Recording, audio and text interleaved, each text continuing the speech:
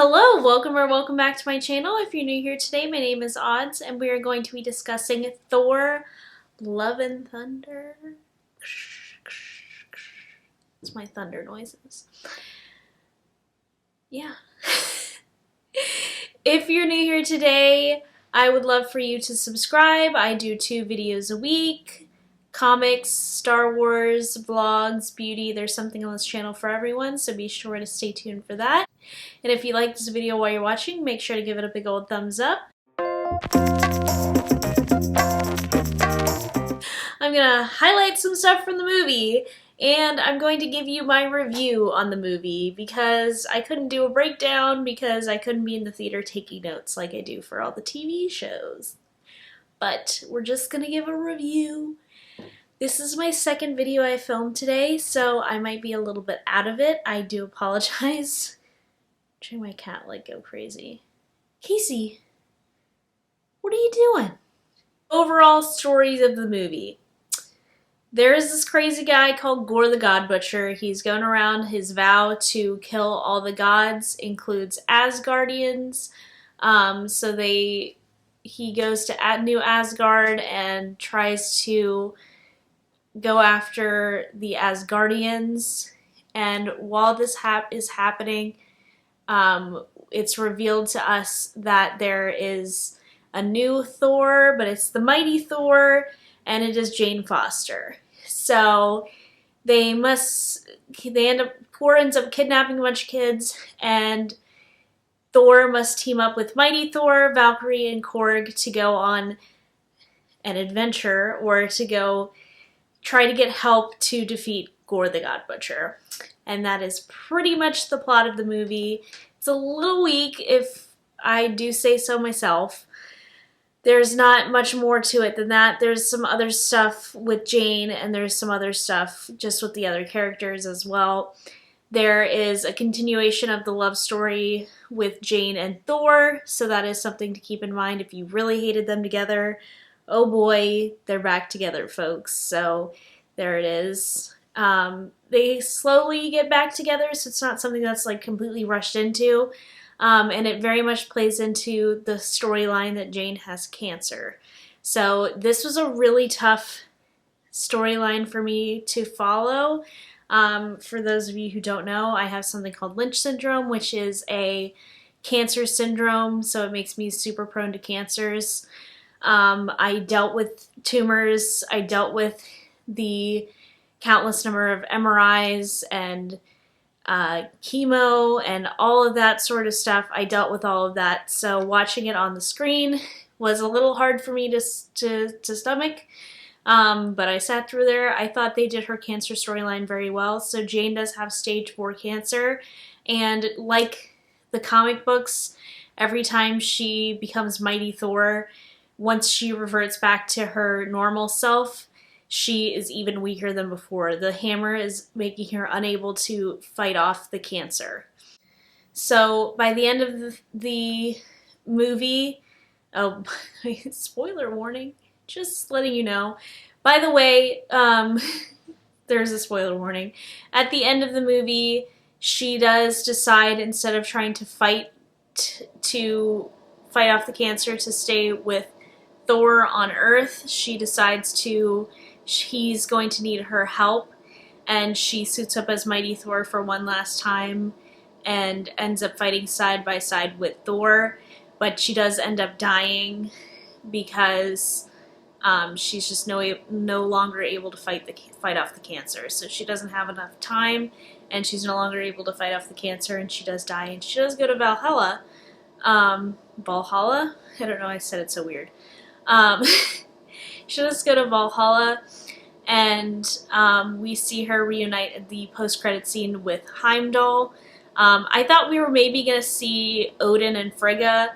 We did not. I thought maybe we would see a little bit more of that. We did not. Gorr is trying to get to Eternity.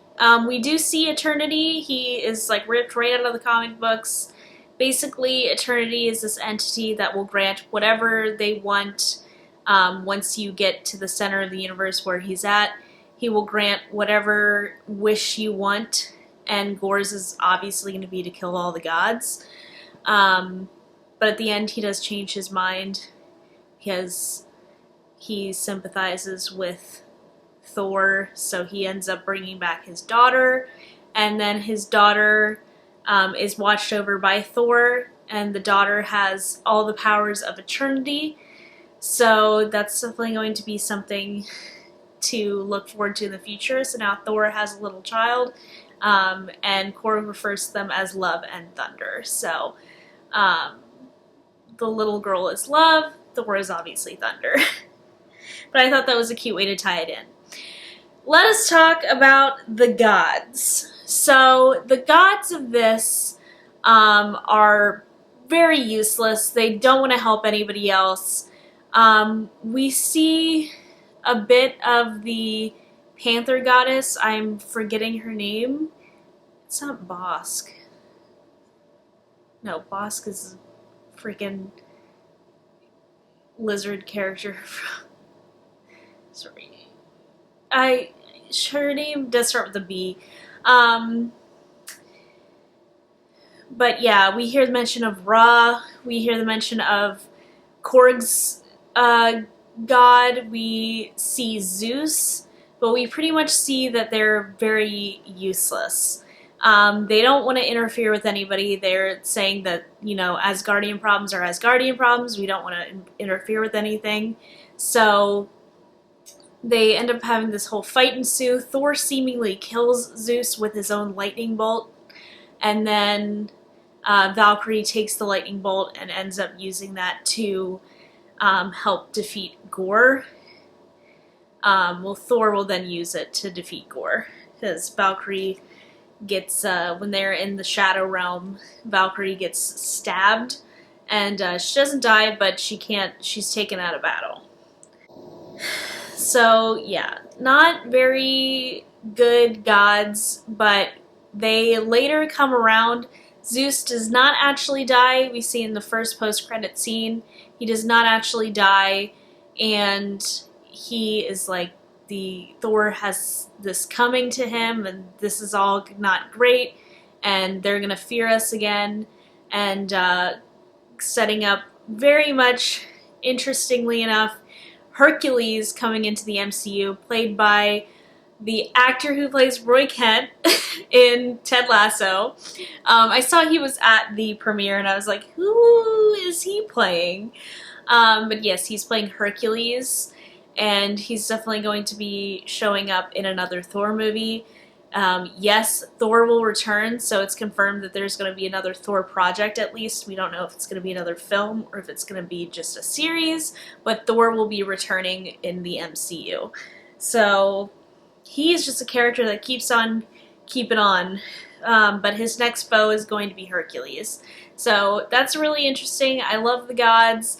I love Greek gods, especially I was one of those Greek god girls, so, you know, it's all cool. And I love the Disney version of Hercules, so I'm interested to see the actual MCU version of Hercules going forward. Two other things to note. Lady Sif does return in this movie. She's not really in it too much. Again, you think she's gonna die, but she doesn't. She ends up getting to New Asgard Infirmary and is totally fine. She does lose an arm, but she was on the battlefield. She's one of the ones who sent a distress signal to Thor about Gore the God Butcher. So she's in it, and she's in a training montage towards the end with Axel, training him to fight. And then let's talk about the Guardians of the Galaxy. They are barely in this movie, which we had been told that they were barely in this movie. I thought they would be in a little bit more, but they really were not. They were pretty much just at the beginning to be like, Thor is with them, he's given up on love, and he's the sad Thor, and he just needs some help, and the Guardians help him a little bit, but then they realize that he needs to go on his own path because he's not like one of them. He just is not a Guardian of the Galaxy, so they need to go on their own way. Plus, they need to go find Gamora and fight Adam Warlock before Adam Warlock eventually turns good. That's what we're gonna having Guardians of the Galaxy Volume 3. So we'll see them again soon. They're going to be in the holiday special. There's an I Am Groot series coming out shortly. I think it's just shorts, but that's coming out. So we're getting a lot of Guardians content. Obviously, Cosmic Rewind, which I've talked about ad nauseum, opened in May. I'm writing it in 3 weeks! 3 weeks from today! This video is going up tomorrow, but 3 weeks from yesterday, if you're watching this on Saturday, which I'm sure you are, hopefully. So excited. But overall, my thoughts on Thor: Love and Thunder. This movie is getting some negative reviews. A lot of people are saying it's terrible. I really enjoyed it. I thought the gore storyline was a little weak. I think a lot of the MCU storylines lately have been really weak. Not something like fantastic. I don't think we've had a fantastic movie since maybe Infinity War. I just don't think we've been doing that well. Like, we don't have a great track record. Thoughts. Like I said, I thought Jane's storyline was handled very well. I'd heard that it wasn't, and that was disappointing to me. I thought it was handled really well. Music. There's a lot of music in this. There's a lot of 80s rock music in this. I hate hair metal. There's a lot of Guns N' Roses in this, so just something to keep in mind.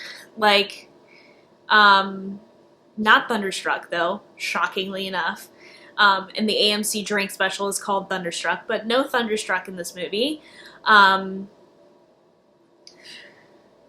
else do I want to say? A lot of people are coming after a joke for being transphobic. I don't think that's the case. In the context of the movie, it's very different, so you can have your own personal opinion on that. Like, obviously, I'm not a transgender person, so I can't really say what is and what is not transphobic, but it didn't come across that way for me. It was just a drawn-out joke that wasn't funny. So that's kind of the thing. This movie is very joke-heavy. Not a lot of it, or not all of it lands. I don't want to say not a lot of it. Not all of it lands. I thought a lot of it was pretty funny, but not all of it lands. If you like Ragnarok, you're gonna like this. So just keep that in mind. If you didn't like Ragnarok, if you don't like the jokiness of the MCU, then you're not going to enjoy this movie. It's not gritty. We didn't go in thinking it was going to be that. We went in thinking it was going to be this camp movie. Also, Korg is canon gay, which is great. But we did not see any of Valkyrie's love stories she was supposed to get that she said she was going to get at Comic-Con. So that was a huge disappointment that we didn't really have any sapphic representation in this movie. We saw a little bit of her flirting, and we heard her Korg really mention about her ex-girlfriend or her girlfriend dying in battle. So we don't really see a lot of that. Wish we would have seen more, because Valkyrie is a bisexual character, and I would like to see more of that in the future. But hopefully we'll get like a Valkyrie series or something like that, since they're making series for literally everything. I would love to see that. But overall, I really enjoyed this movie. I had a good time. I don't think it's the best MCU movie ever. I don't think it's better than Ragnarok, but it was pretty good. And a lot of these movies I've been seeing lately I thought have been pretty crap. So